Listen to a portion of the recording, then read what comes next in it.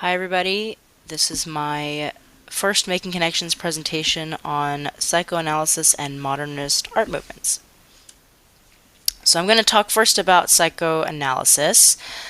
This guy right here is Sigmund Freud. I'm sure that name rings a bell. He's quite famous. And he actually was the one who originally coined this term psychoanalysis. It was his theory, and it's defined as a method of treating mental disorders which emphasizes unconscious mental processes.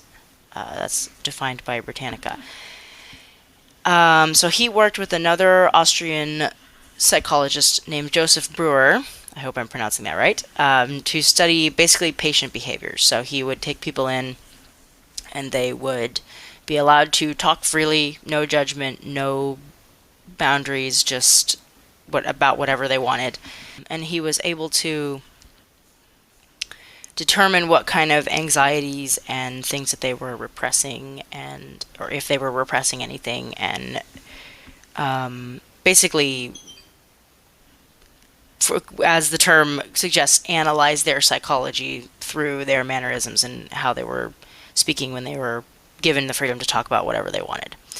Um, and so his psychology influenced philosophy and anthropology, of course, but also sociology and even literature and art. There's actually an entire category of literary criticism that is psychoanalytical literary criticism, where the critic will take a psychological approach to the characters. And then modernist art. So modernist art was a movement that lasted from the mid 19th century to the early 20th century. Of course, it's still around today, but that was like the height of it. And it influenced literature, visual art, architecture, even music and dance, of course. Some typical characteristics of modern literature was that it depicted sort of like fragmentation or uncertainty in the plot or the characters. And this is because a lot of modernist literature was written during the period after World War II.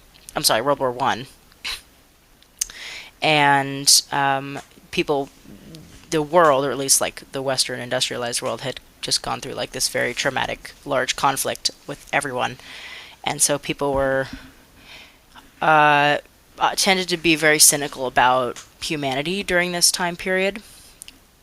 So that's why they were writing sadder stories, more sad stories. And another characteristic is that it required active interpreting readers. Actually, the quote from the article is better. It was, I think, required readers to play an active role in interpreting the story. So it's kind of like very immersive. The readers are a part of the story as much as its characters and plot and setting and all of those elements of a story. And then for modern art, it usually depicted modern life. This painting right here is by Edward Monet, who was a modernist French painter. And it depicts, of course, a woman at a bar, tending the bar, which was a very city life type of setting to be in.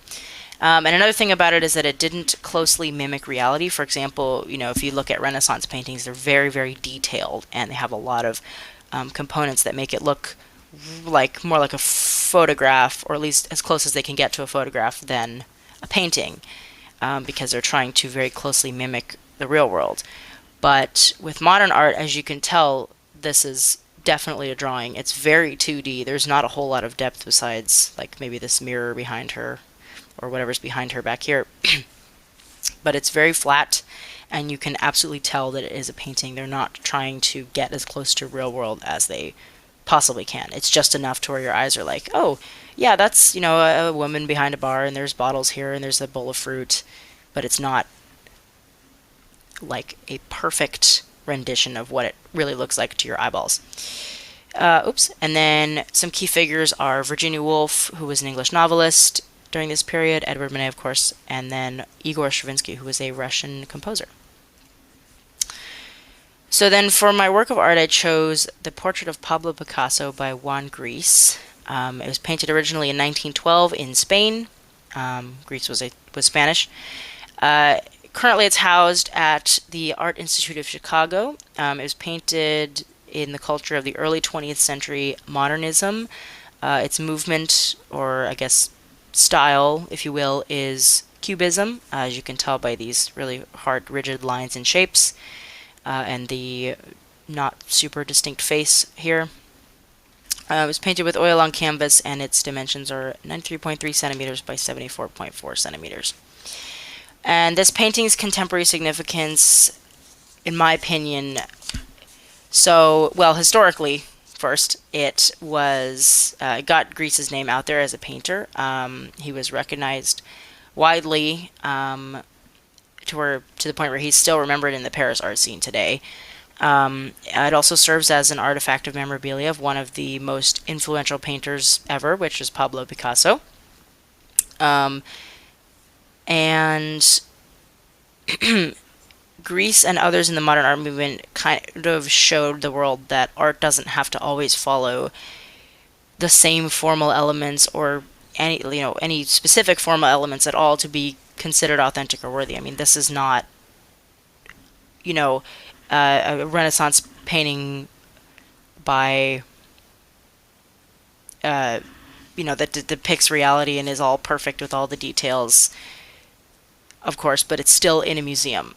And so I feel like it taught that all forms of art were valid, or at least showed people that these forms of art are valid, even if they're not done a certain way. And I think it opened up like a lot of opportunity for people to express their creativity, whereas maybe among earlier movements they felt that because they didn't have the skill, or because they didn't have the same vision as other artists, that they were not making quote unquote real art, but they actually were. And it kind of, I feel like this opened a lot of creative doors for a lot of people to become artists.